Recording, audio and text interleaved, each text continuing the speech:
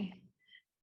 Good afternoon, everyone. My name is Nofa Janaibi. I'm the Director of Emirates Center for Happiness Research, along with my colleague, Dr. Tatiana, who's Associate Professor in Department of Government and Society. We have launched a initiative called Happiness Research Talk, Trek to Wellbeing.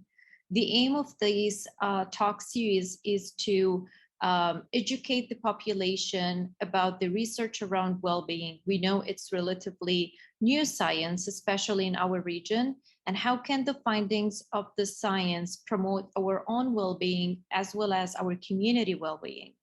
Before we introduce the speaker of today's session, just wanted to let you know this is our second season, and we're happy to have Dr. Jose as first speaker for today's session. As I mentioned before we start our session, we would like to give you a short clip on the recap for some of the speakers we have invited, and we're always eager to hear from them and from their perspective as well, knowing that they come from different parts of the world. Enjoy the video.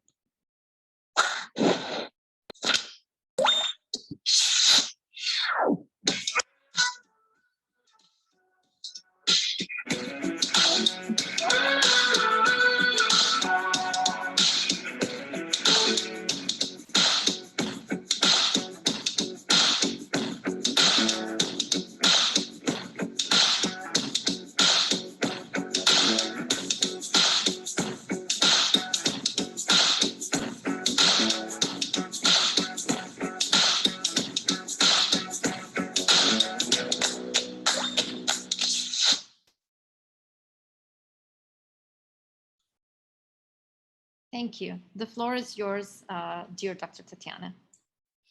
Yes, welcome everybody to our first webinar in the second season. So we have a fantastic speaker today, Dr. Jose, and he will tell more about himself in a few minutes. Just I wanted to mention that he has affiliation with University of Manchester, so he is a research associate there.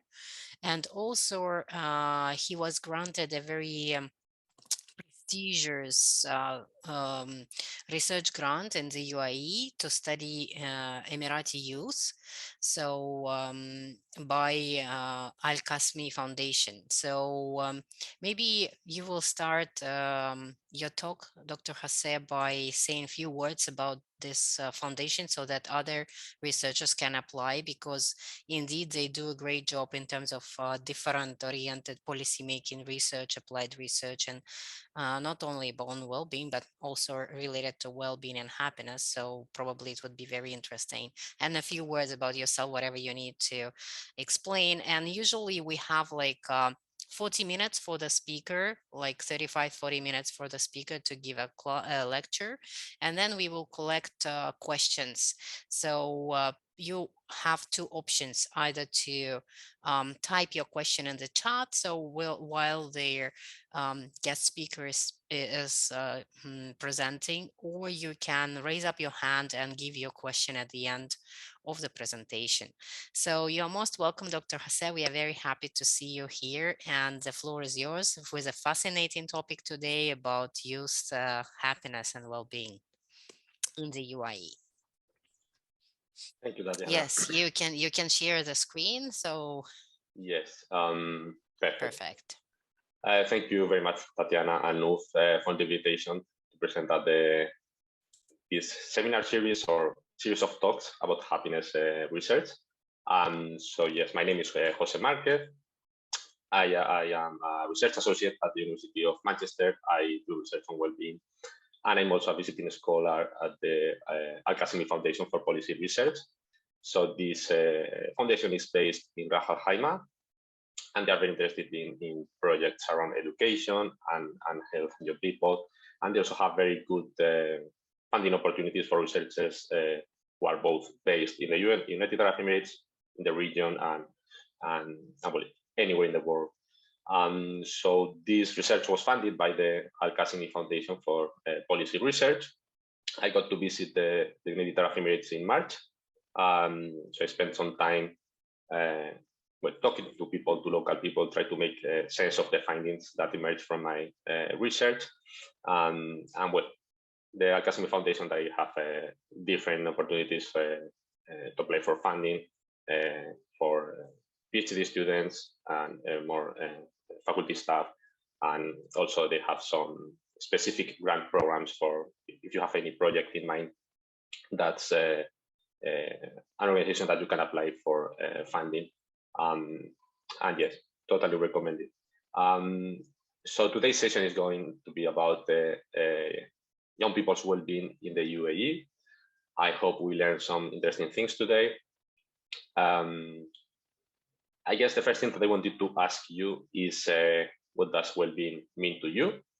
I don't know how many people are watching this live now, so we can try to do this first. If you can go to the this link, digitaljoyengage.com, then you enter the code D7787, and if you can tell me what well-being means to you, because we're going to be talking about well-being, but well-being means or can mean a lot of different things for different people. So it can be, what is it for you? Is it about satisfaction with life, or feeling well, or being healthy in terms of mental health, or emotionally healthy? What does well-being mean to you? So I'm gonna give you some time to send. You can send as many definitions as you want, I believe, and then we will see your answers on the screen. In the meantime, yes, I can introduce myself. I already kind of introduced myself, but I'm a well-being researcher interested in how schools and communities can promote the well-being and mental health of children and young people. So I have a rather interdisciplinary background, so around economics, public policy, and education. As I said, I'm now based at the University of Manchester. I work at the Be Well project, which is mainly about exploring well-being domains and drivers of well-being in the region of Greater Manchester, and working with schools and organizations to promote well-being in Greater Manchester. I'm a visiting scholar, as I said, at the Al-Qasimi Foundation for Policy Research. And yes, well, before that, I worked as a researcher and consultant in different universities in the UK and some other organizations. So in this presentation, we will first talk about well-being, the definition of well-being, and why it is important. And then we'll talk about my research, which is divided into two different parts. So the first part is about inequalities in young people's well-being and mental health in the United Arab Emirates. So these are differences across some of the main socio-demographic groups, so differences between boys and girls, national students and expatriate students, and so on. And the second part is more about, okay, what can we do to promote young people's well-being and mental health in the United Arab Emirates? So in the second part, we will see at some of the factors that impact the well-being of young people in the UAE, and therefore what schools and policymakers and what we all can do to promote well-being and mental health. And then we'll have, so this will be around 40 minutes, and then we should have some 10-15 minutes for some questions and so on. So yes, this is basically the structure of the presentation. And now I'm interested now in your answers to this question. If this works, I should be able to see now. Okay, so we have some answers. So far, we have only life satisfaction. Well, to be honest, that's my favorite one, because that's my favorite measure of well-being. I think it's the one that captures what we mean by well-being. So it gives voice to the respondent, and it allows you to make your own evaluation about your well-being and how your life is going. But well, there are many others. Yeah, so we have only one. Maybe you had some problems logging in. Let's move on, and let's talk about what the definition of well-being is for academics, how we define well-being in academia. So defining well-being. we usually distinguish between hedonic or subjective well-being on the one hand and eudaimonic or psychological well-being on the other. Subjective well-being has been defined more clearly. Eudaimonic psychological well-being, the definition is more blurred. So it's mainly about purpose in life, self-actualization, but it also very often it's also conceptualized and measured in terms of a variety of different things like autonomy, personal growth, self-acceptance, and some other things. But the definition of hedonic or subjective well-being, which is the most commonly used in research and in policy as well, distinguishes clearly between an affective component. So we distinguish between positive affects and negative affects. So how often you feel supported, confident, angry, and so on. And then a cognitive element, which is about life satisfaction. It's an opportunity for you to make an evaluation of your own life and think about how your life is going. And here we distinguish between overall life satisfaction and domain satisfaction. So you can be asked, okay, overall, how satisfied are you with your life these days?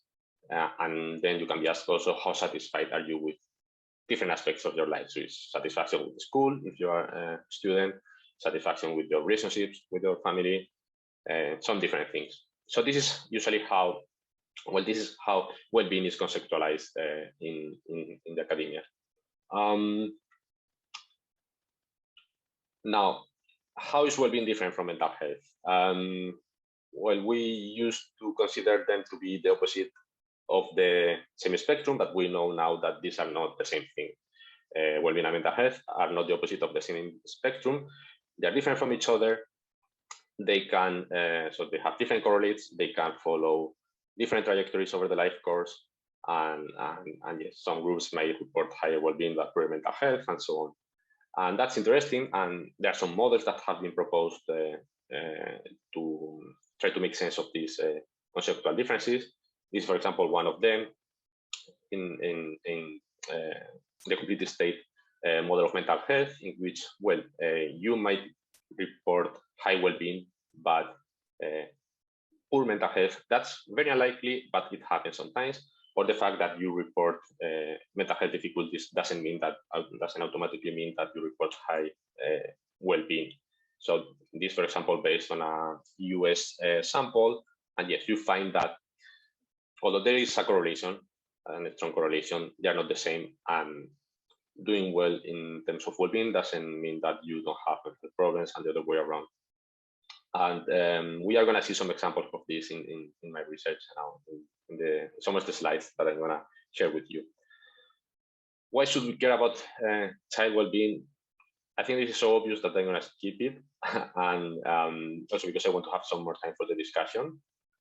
I will share these slides with you, so you can take a look at this. But let's move on first to the, or let's move on now to the to my research, what I've been doing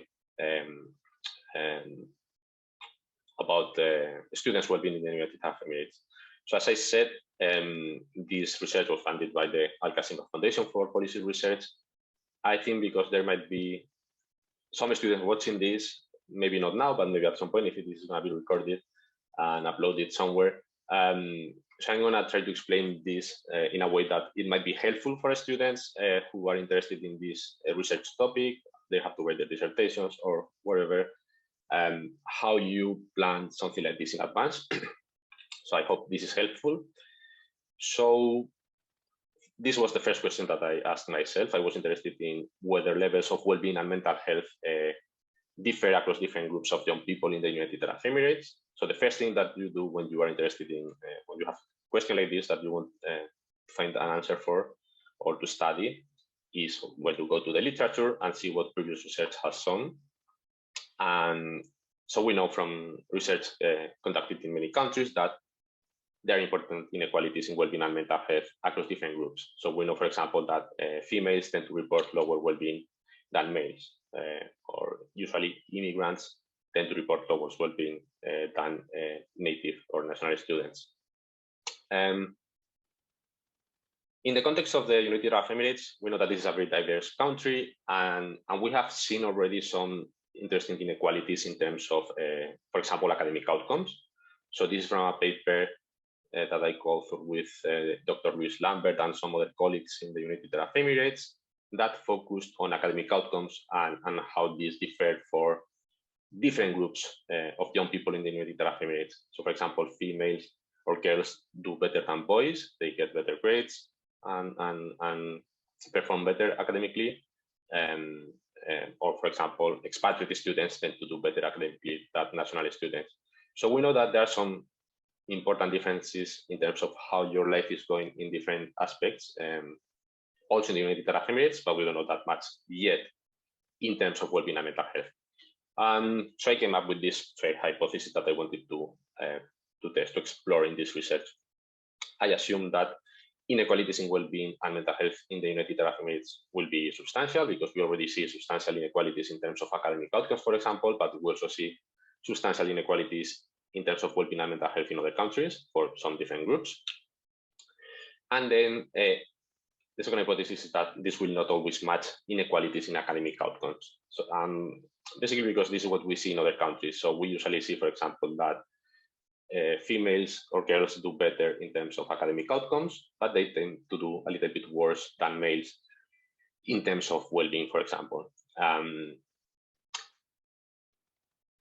So I had my research questions, my hypothesis, and how did I answer this or try to answer this? Well, I analyzed data from PISA. I'm going to talk a little bit more now about PISA, but well, basically conducted some regression analysis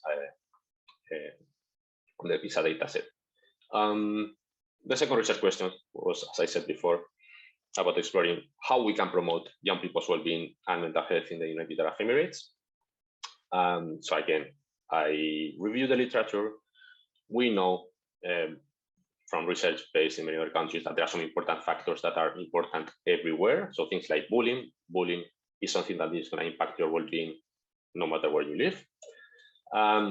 But it's true that there is still little research that focuses on the United Arab Emirates in terms of correlates of young people well-being.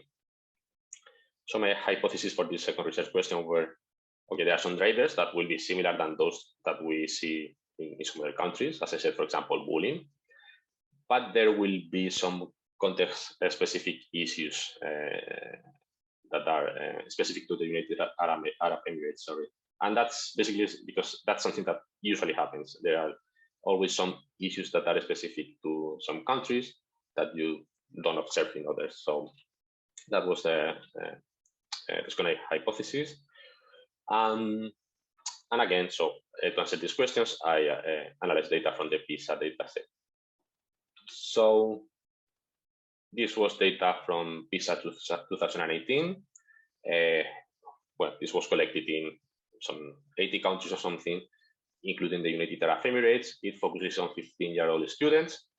The sample size for the United Arab Emirates was around 19,000, which is quite large. And I was interested in terms of inequalities. I was interested in well, I guess I should say first that yes, PISA, which is conducted by the university, is the main interest is in academic outcomes.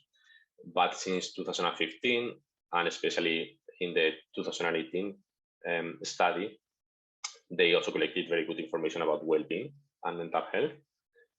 So this gives us researchers a very good opportunity to do research on students' well-being using this data set. So in terms of inequalities, I was interested in looking at differences across gender, socioeconomic status, immigrant background, school sector, so private or public schools, school type, and across Emirates.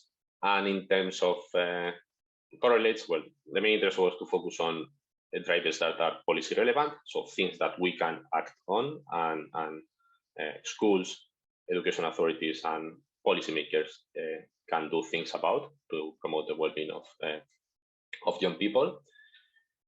In terms of well-being and mental health outcomes, these are the ones that I studied in my research.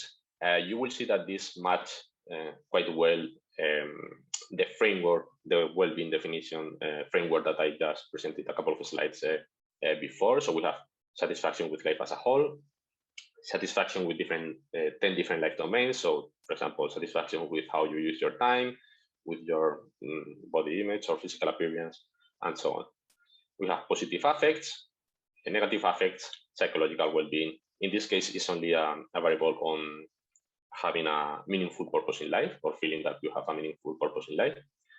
And in terms of mental health, there's a variable on internalizing difficulties, which includes some somatic, some items that are about somatic symptoms like having a headache, and some mental illness symptoms like feeling depressed, feeling anxious, and things like that. And these are some examples. So here are students taking this survey. They, for example, for positive and negative affects, they would be asked to think about this, how they usually, or how they have been feeling. So how often, for example, happy. Have you feel happy lately? So never, rarely, sometimes, always.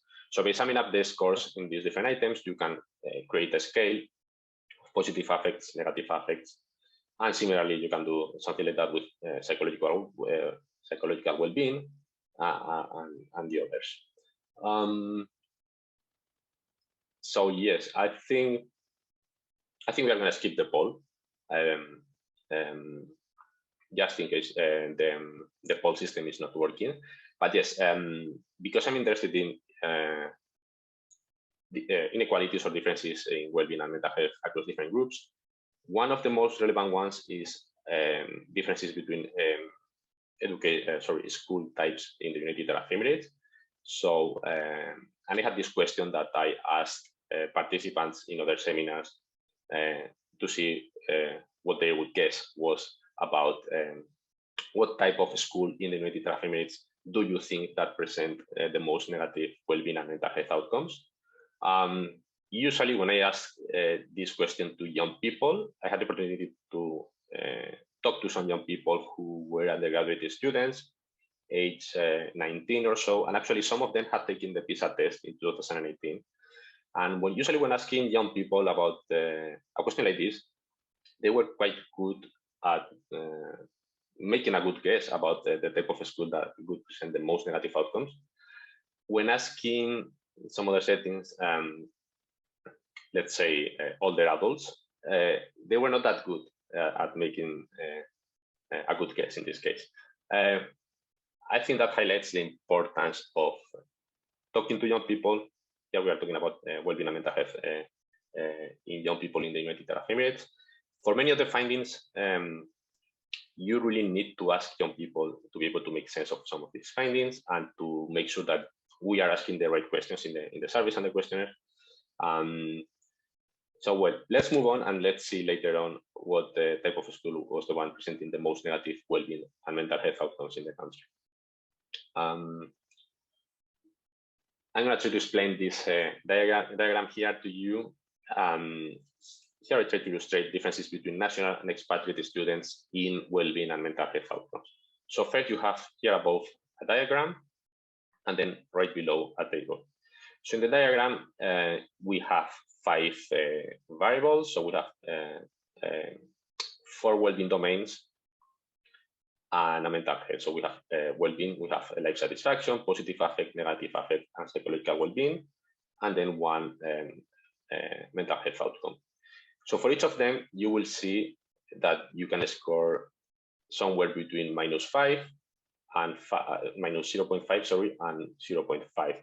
These scales have been the 5 scales have been standardized, so that 0 here in the middle means or represents the average in the country. So the average in life satisfaction, if you score in the average, you will be right here, and then 0.5 standard deviations above or below. So standard deviations is the average distance from the mean, and it's something that we use as a measure to report this type of results. So for each scale, you will see, so for life satisfaction, for example, you will want to score the higher possible. So the higher you score in this scale, the higher your life satisfaction is. For negative affect, for example, or for mental health, you will want to score the lower possible. The lower your negative affects and the lower your mental health symptoms, the better you will be. So this one here is comparing national with expatriate students. So national are in blue, expatriates are in orange. And you will see this first very interesting pattern that we see, that national students or Emirati students enjoy higher well-being So higher life satisfaction, higher positive affect, lower negative affect, and higher psychological well-being. But they also report more mental health difficulties. This links very well with the distinction that we were discussing before about the differences between well-being and mental health. They are not necessarily, they're not the exact same thing. And you can see here, for example, that we see these two very different profiles. National students enjoying higher well-being but poor mental health, expatriate students enjoying lower well-being but better mental health. If we move on to compare private schools and public schools, you see that the diagram is not that different. So those attending public schools do better in terms of well-being, but worse in terms of mental health.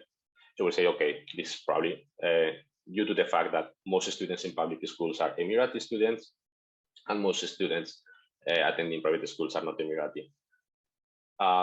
So we could test that, and I did that. And when so I ran the same regression analysis, but controlling for all the background characteristics. In that way, you compare students with the exact same background characteristics. And when you do that, you see that the figure changes slightly and inequalities reduce slightly, but the general, the key message remains. So in the second one, we are controlling for these different background characteristics. We are comparing, for example, we're controlling for gender, socioeconomic status, criminal background, etc. And we still get that those attending public schools enjoy higher well-being but poorer mental health. Those attending private schools report higher well-being but suffer from, lower well-being but better mental health.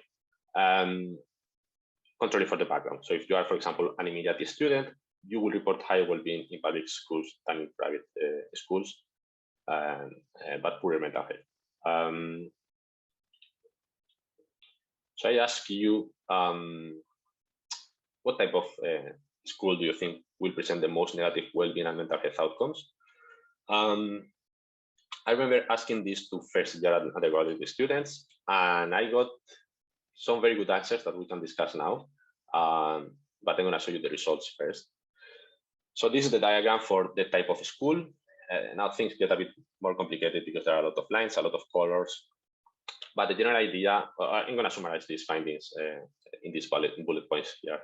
So British schools, I don't know if this was your guess, and we can talk about this later, are those presenting the worst well-being and mental health outcomes. So both in terms of well-being and mental health, they present the worst outcomes.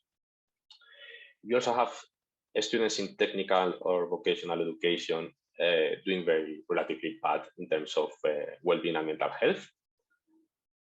Then you have the interesting case of students in public schools or schools following the Ministry of Education curriculum who report high well-being but poor mental health. And so the mental health quite bad, similar to that in British schools and technical vocational schools. Then you have this other type of schools, private schools, that are somewhere in the middle, so American schools or schools, private schools following other curriculums. They are somewhere in the middle in terms of both well-being and mental health. Then you have the interesting case of Indian schools who report the most positive mental health outcomes and also rank somewhere in the middle in terms of well-being. And yes, this one is basically the summary. So we have British and technical vocational schools doing very badly in terms of both well-being and mental health. You have the interesting case of Ministry of Education schools doing well in terms of well-being, but quite badly in terms of mental health. And these other things that we that I just described. When asking this question to first-year undergraduate students, I remember two answers. One of the students said, I think those reporting the lower well-being will be those attending British schools because of the academic pressure and everything related to that. And there was this other student who said, I think the worst outcomes would be observed in Ministry of Education schools because usually they don't have support for mental health, and that is they don't have that much support for mental health, to support mental health of a student. And in a way, both were kind of right. So in terms of well-being, mental health, yes, Ministry of Education schools do not do very well. In terms of well-being, is British schools, technical vocational schools, who don't do very well. But you could guess here that this might be possibly because of different reasons. And that's one of the why I have found quite interesting being able to talk to young people and local people about the reasons that might explain these differences. And I hope we can have a discussion later about what might explain these differences. So yeah, I'm not going to show you all the figures and tables, but I'm going to summarize the results for all the groups that I studied, okay? So first, in terms of gender differences, and this summarizes the results for well-being, mental health, and academic outcomes. So in terms of gender differences, girls had lower well-being, poorer mental health, but better academic outcomes. In terms of socioeconomic status, better off students had higher well-being, but poorer mental health.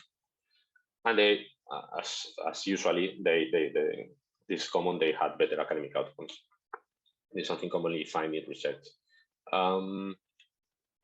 In terms of differences across immigrant background, so national students had higher well-being. This profile that we have seen that at least I find particularly interesting. So they report higher well-being, but present more symptoms of poor mental health, and they also do worse in terms of academic outcomes.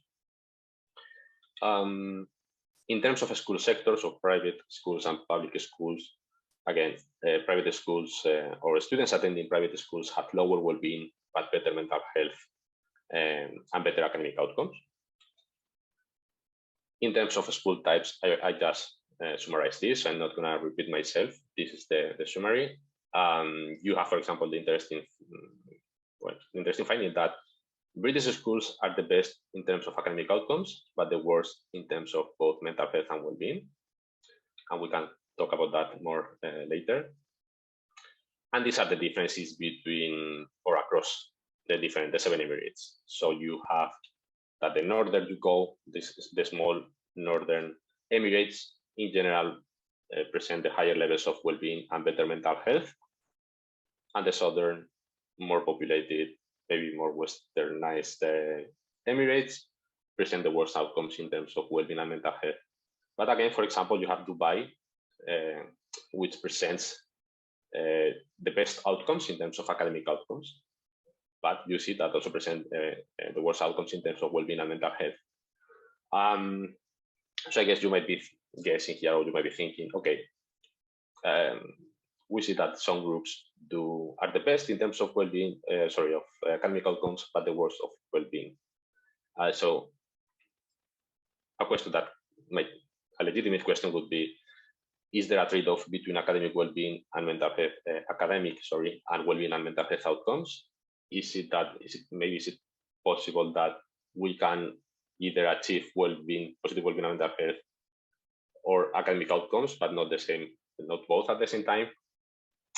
So in view, you might think that this might be the case in view of some of these findings, but the answer is no. And we have seen this many times in previous research, and this is something that I also found here. When you compare students with the same characteristics, you actually find a small positive association. So the happier and mentally healthier the student is, the better they tend to do academically. So when controlling for everything else, we see that there is not a trade-off between academic well-being and mental health outcomes.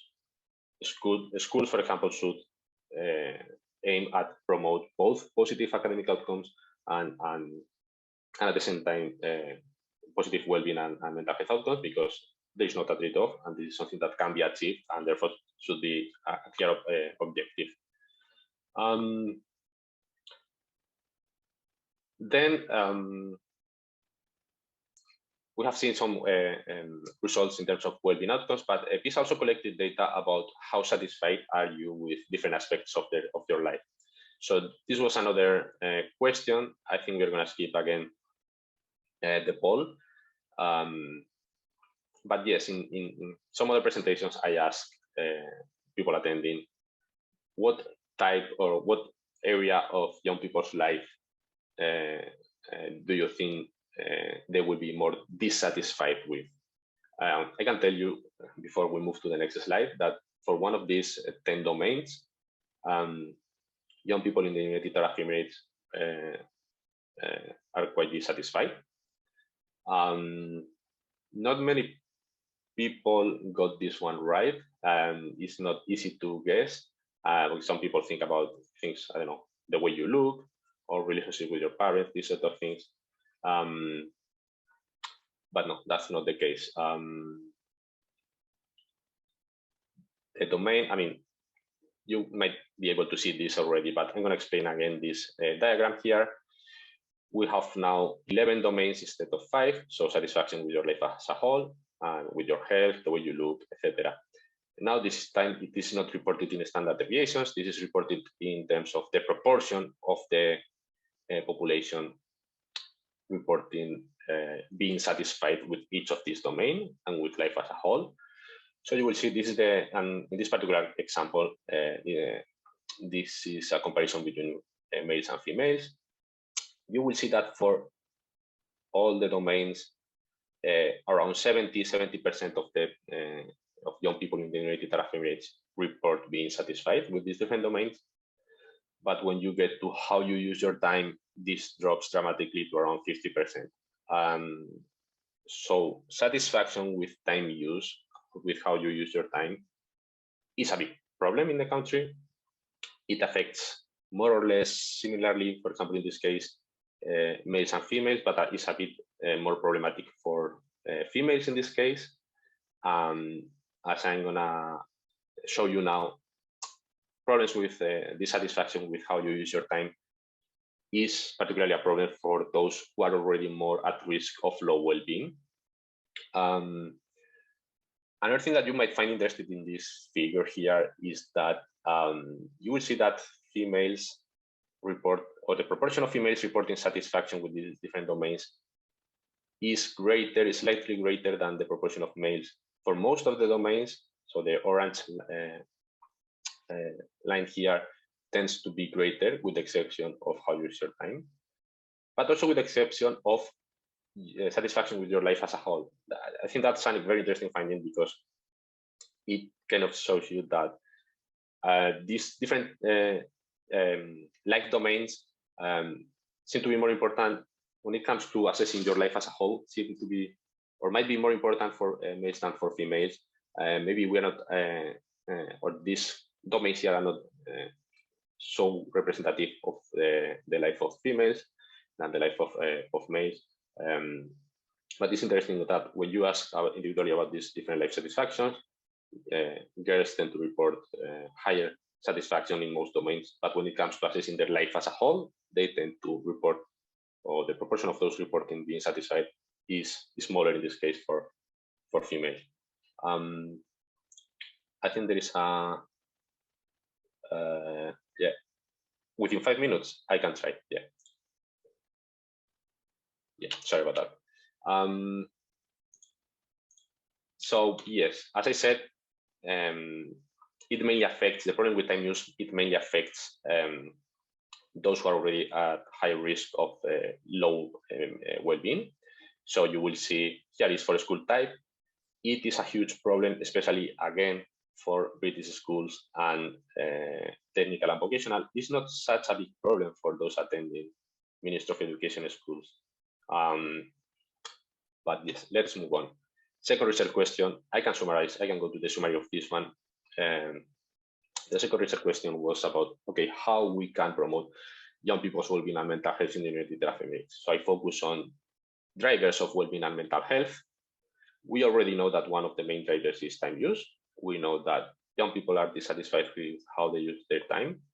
That's something that we can already think about responses and things that we can do to improve satisfaction of how the young people use their time. Then this is a summary of a series of regression models. We have here a series of policy relevant drivers that they want to see to what extent they predict levels of overall life satisfaction, domain satisfaction, and so on. I'm going to move to the summary. But here, just let you know that a positive symbol means that there is a positive association, for example, between reporting good health and overall life satisfaction. A negative symbol indicates a negative association. And those effects that are particularly large and robust are highlighted in bold and in a slightly greater font size. So let's go to the summary. And this, with this, we can finish and go to the discussion. We know already that one of the main drivers is well-being, time use, dissatisfaction with time use. This series of regression analysis also showed that in relation to time use, meeting with friends after school and more days of physical education are associated with better well-being outcomes. Also, interestingly, more time spent doing homework or studying is not problematic. And actually, on the contrary, there seems to be evidence of a positive association with well-being. So the more time you spend doing homework or studying, the higher your well-being, which is interesting. But then what is even more interesting is that rather than the amount of time doing homework or studying, not feeling bored when doing homework is what matters the most, okay? And similarly, in maths class, not feeling nervous or tense, and especially feeling motivated or inspired are positively associated with well-being and satisfaction with the school. Fear of failure is a negative correlate here, is associated with worse well-being and mental health outcomes. Yes, in general, positive feelings and emotions at the schools and the absence of negative ones are important drivers of well-being and mental health. A positive school climate, so perceiving a climate of cooperation amongst classmates and a sense of belonging to school are associated with better well-being and mental health outcomes. Interestingly, school resources are barely associated with well-being and mental health. Positive social connections, so especially connections with parents, but also with teachers and school peers, are associated with better well-being and mental health outcomes. And interesting, well, bullying is important for well-being, but this is especially important for the mental health of the students. Reporting good health, having enough energy to get things done, and satisfaction with body image are associated with better well-being and mental health. And importantly, these policy-relevant factors studied in this series of regression analysis explain a large proportion of the variation in young people's well-being and mental health in the UAE. So around 25% is explained by these factors, which is a rather substantial proportion in research. It's not that common that you find this. And also they explain a large proportion of the inequalities that we have seen, that we have explained before. So for example, if schools targeted these factors here, the inequalities that we have seen in terms of the inequalities between school sectors and school types in terms of well-being and mental health could be reduced between 30 and 60%. So by targeting these policy-relevant factors, not only you could get or would be able to promote higher well-being and mental health, but also to reduce the inequalities that we have discussed in the first part. And finally, as noted before, there isn't a trade-off between academic and well-being outcomes. So schools should target both, should be able to try to promote both positive academic outcomes and well-being and mental health outcomes. Okay, I think we can leave it there. And we will have some 5-10 minutes for a discussion. Yeah, thank you so much, Dr. Jose. So we are opening the floor for the questions. So we would like to ask the audience to type the questions in the chat so that we can keep them as well for, better for you to see it. It was a fascinating talk. And if you don't mind, I will start with my questions, okay? Because I have a lot of them, to be honest. But I have some provocative questions to start with. So am I right to understand that you were using the data of PISA for 2018? Yes, So, and now you are doing the conclusions, and we are in 2022 after COVID. correct. So how do you evaluate? I mean, like there could be shifts in many directions, especially in mental health and especially homework online, you know, and Yeah, yeah. staying at home. So maybe I would be very much, you know, concerned about the outcomes and recommendations. Definitely, we would like to see the comparative study from 2022 or 2021, you know, to just understand. Okay, this is one comment. So I will ask all my questions and then you can pick up any like you Oh, think okay, interesting or whatever. So feel free to answer. okay, let's do that. Yeah, so then regarding the interesting paradox was the issue about the time use. So I would be interested to know how exactly they formulate the question and how the students understand it, because I think it might be some kind of simply methodological issue, not nothing to do with the schedule. And Mm, if you're sure it's not a methodological issue, then for me, I mean, I would like to see some kind of explanations. And when you do the interpretation regarding the bullying and fear of failure, so what kind of methodology did you use to come up with such interpretations? Is it like your ideas, or you did some follow-up interviews maybe with the students, qualitative interviews to understand the logic behind mhm. for the interpretations? Did you do that or not? And Can I yeah, stop you there, and then I will try yes, to sure. answer this. So yes, this is PISA 2018. This year is, so that was a completely different world compared to 2020, 2021, even probably still 2022. Well, I'm not sure about this one, but so PISA data is being collected now this year in 2022. This will be released, I think, in December of 2023, so a year and a half from now, and I cannot wait to to get my hands on that data, because yes, I guess things will have changed. But I think this is relevant because this was in a pre-COVID world, and at some point things will go back to normal in some ways, and I think some of the findings are still very relevant, and some of the issues for sure will remain. Um, the the world for students was quite different in 2020, 2021, but um, some other things will be very similar compared to 2018. The second question, I think it was about time use. Yes, how the time use was measured. I think this is quite robust in the sense that I found the same with different measures. So first, in terms of how satisfied are you with how you use your time, that was the life domain where satisfaction was the lowest.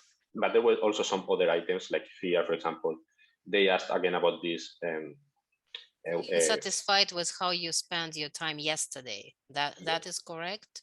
Yes, that's the second one. So there are different items kind of asking about the same thing or very similar, and you keep getting that this is a very strong correlate of well-being. So in this comparison is one of the most important ones, but also in the other way in which this was asked. So how satisfied are you with how you use your time? That was different items, and you report satisfaction, I think, from very dissatisfied, 5 points, something like that, to very satisfied.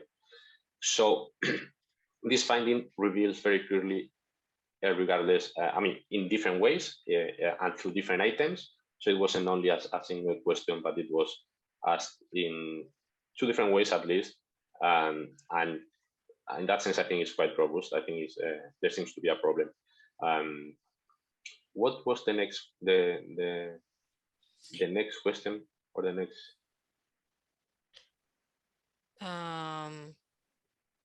About the interpretations, if you are using Yes, any methodology to follow, like to yes, explain for the yes, explanations. yes. No, this is cross-sectional data. I had the opportunity to talk to some young people who actually took the test in 2018, so 4 years ago. or even less. And through that, I was able to better understand some of the findings. So conversations around, for example, academic pressure in British schools, but also, for example, some Emirati students who might feel a bit discriminated in British schools. So that's why you might find that British student, and this came from talking to young people. That was my next question. So, and it's related regarding the type of the school. How much, first of all, the data represents? Because when you do PISA, you're not aiming to represent the types of the school, I think, in the country. And then it's a big question, how much are they representing the students in each type of the school so that you can compare? Yes. So, and then there is a big, if then, and regarding the, another question. So even like if you look at the British schools or American schools, the percentage of students who are studying there, who are expatriates, is sometimes very small. So maybe like say 70% are the same Emirati students. Mm-hmm. So did you control somehow on that? Because in this case, also one of the, I think the biggest explanation might be the language of study. Yeah. When here, all expatriate, I mean like non-native English speakers joining British schools or American schools. So that definitely will be affecting the what kind of language you are studying or in your studies and mental health. So somehow to control it. Yes, I didn't control for language. I think that's something that could be done probably. But in this analysis, I controlled for so many things. So by controlling from country of birth, well, not country of birth because you don't have the exact country of birth, but you have whether the student has been born in the Emirates, in other GCC countries, in other Arab countries, or in other countries. But gender, immigrant background, socioeconomic status, and so on. So because I control for the key socio-demographic variables that were available, I think you can be confident about these findings, and also because of the sample size, that's the other issue that you mentioned, is huge. You have 19,000 students in the country. So it's not that, okay, maybe in private schools in Raja Jaima, there is only a very small number of whatever group of students that want to study. The sample is quite large, and that leads me to believe or to trust this. To be honest, actually, I mean, like to save or like to save you in this situation, it would be nice if you could use available Federal Competence Statistical Authority data on original number of students by Emirates and by nationality. These available, and just to see simply proportions, how much PISA representing the real structure of the students' population. So then it would be, I think, much better. In the PISA technical report, you have information about how they do this to ensure that the sample is representative of the population. And so, for example, in some countries, they oversample some groups. So, for example, in Australia, they oversampled Aboriginal students and this sort of thing.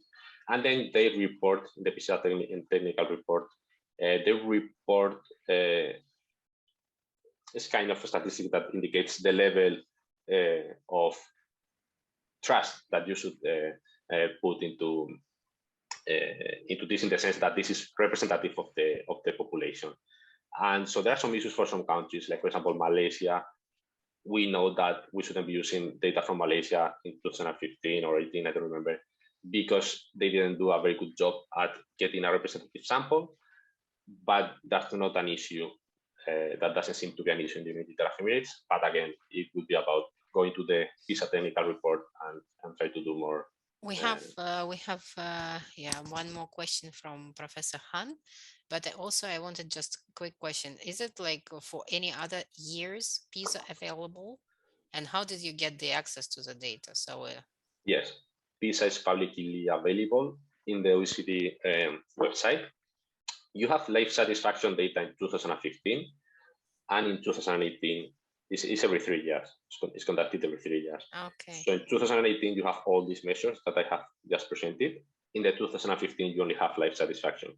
I'm hoping that in the 2022, we will have at least the same range of variables.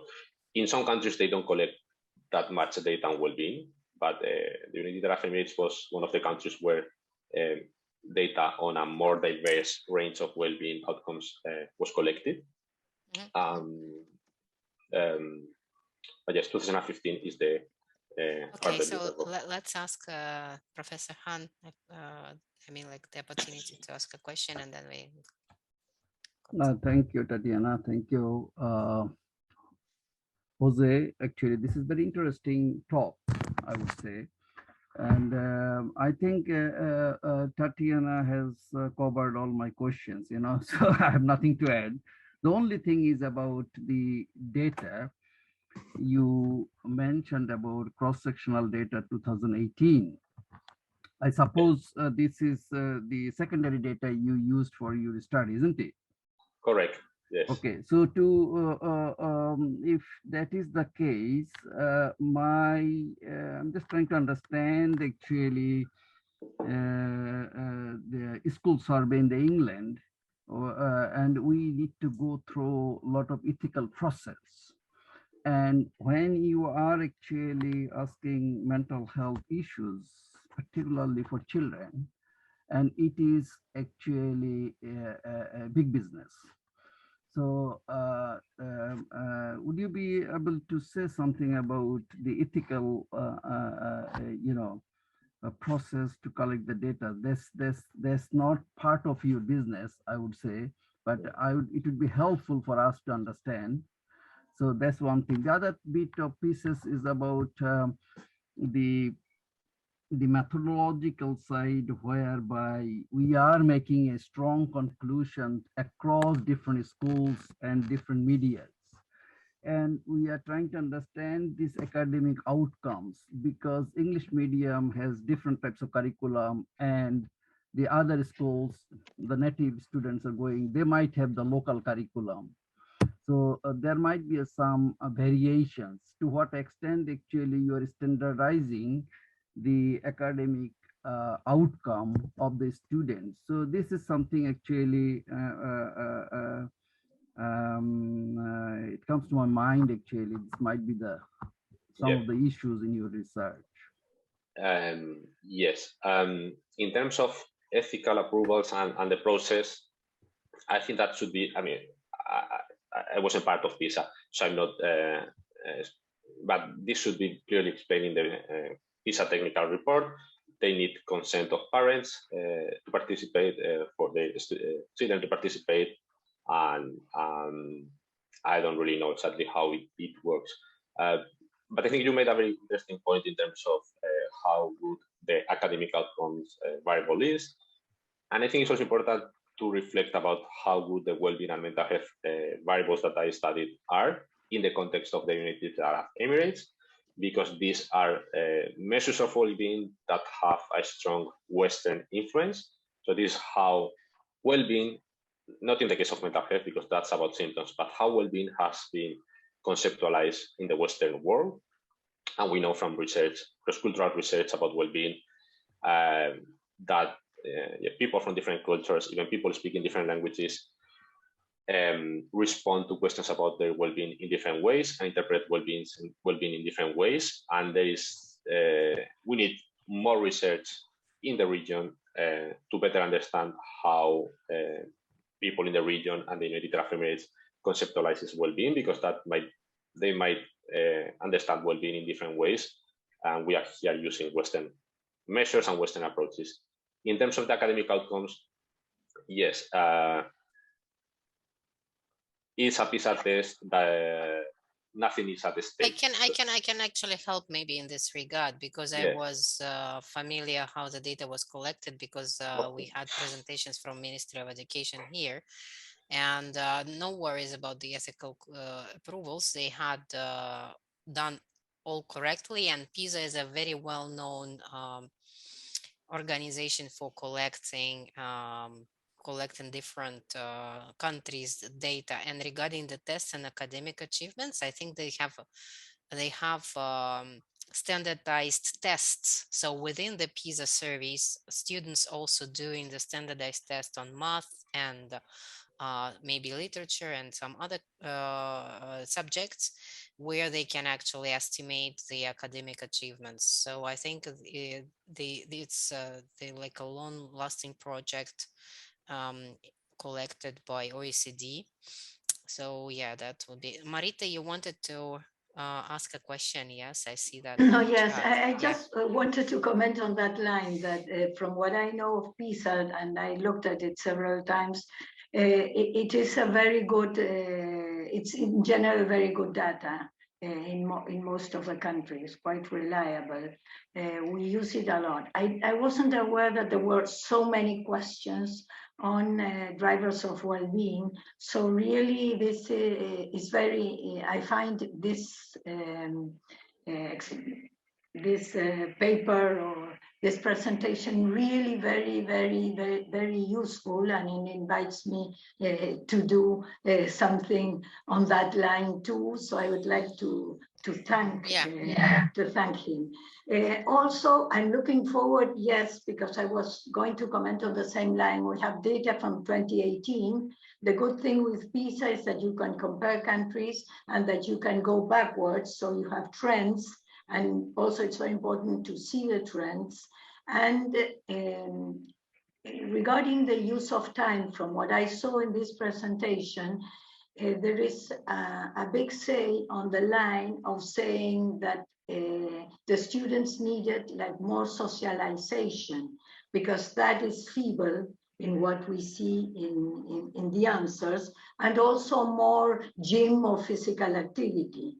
And those two things in pandemia were greatly affected, doubt. So, and also positive emotions in general, from what we find in other studies, have been quite seriously affected, like students being less motivated, more anxious, more lonely, and so on, because of not being present at the school. So I would like to say a big thank you, and I will analyze more deeply these results. Thank you. Yeah, thank you so much, Marita. Yeah, any other questions? I have like a suggestion, probably, and maybe you're already thought about it, because this question mark, I mean, like this puzzle about the British school, however, they are well known for best curriculum, you know, across the globe. So, but with the worst well-being, this is really something very unexpected. And I would challenge maybe you and suggest collaboration here. So what if we check that in other countries about the British curriculum schools? Will we have the same result if we take, say, Malaysia or any other country, like say Saudi Arabia or Qatar or any Gulf countries, and check what's going on with the British curriculum schools there? So is it like a...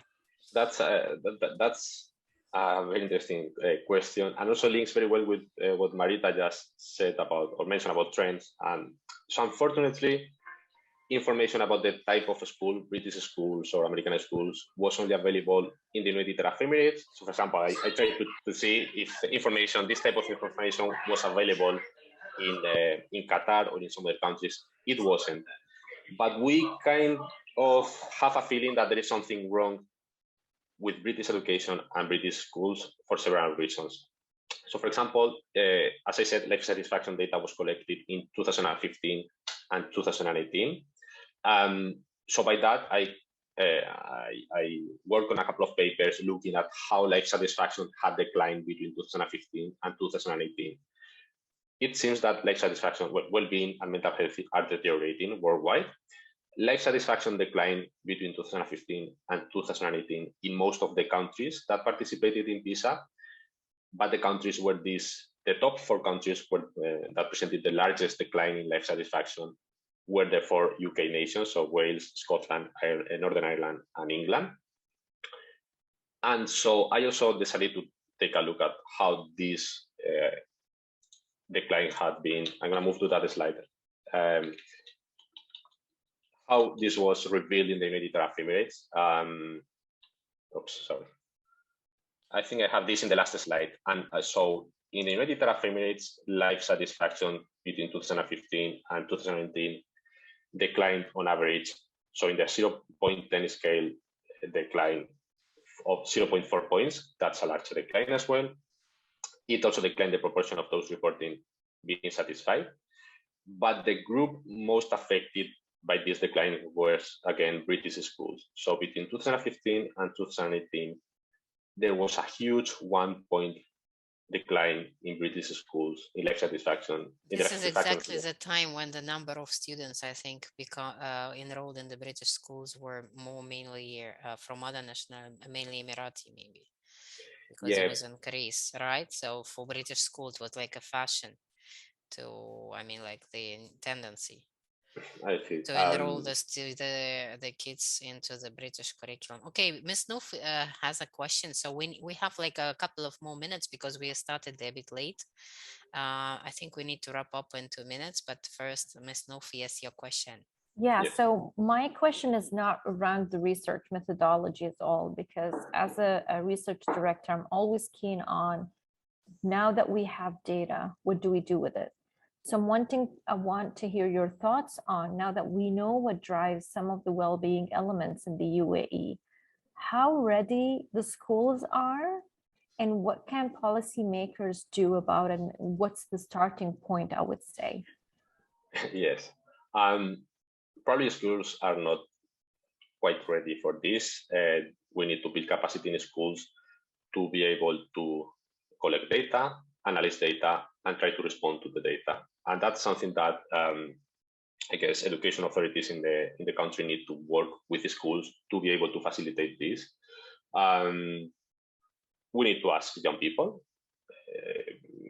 For many things, you don't know what's going on until you get to talk to some people, and you need to get young people involved in all the stages of the process. These are actually some of the things that I have in the summary slides that I will share with you. But talk to young people, make sure that we collect data, but also make sure that we not only collect data, but we respond to the data, to what data is saying. For example, there's this very interesting OECD report that was published a few months ago on the KHDA work on promoting students' well-being. And there are some very good recommendations on how the KHDA should proceed. I think something very important is that we should include well-being in schooling inspections. So think about British schools. British schools are the best performing schools in terms of academic outcomes. That's why they ask for the higher fees, which makes sense. If you got well-being and mental health into the equation, we would see a lot of moves in these schools' evaluations and inspections. And so there are some things that the schools can do. They might not be ready to do them, or they might not have the right incentives to do these things, but that's where KHDA or ADEC or any educational authorities around the country can step in and encourage and nudge and push schools to do things to help promote well-being. So there are a lot of things that can be done. I recommend this OECD report, and also take a look at this last slides. And yes, also listening to young people, because sometimes it is not until you talk to young people that you get to understand some of the things that is going on. Sure. So yeah, that's a very brief summary of the things that will be done. Thank you so much. I think I have to ask for last call for any final question or something. So before we complete our session. So if any further questions, actually you can email to Dr. Jose, right? So you will be probably happy to answer the questions.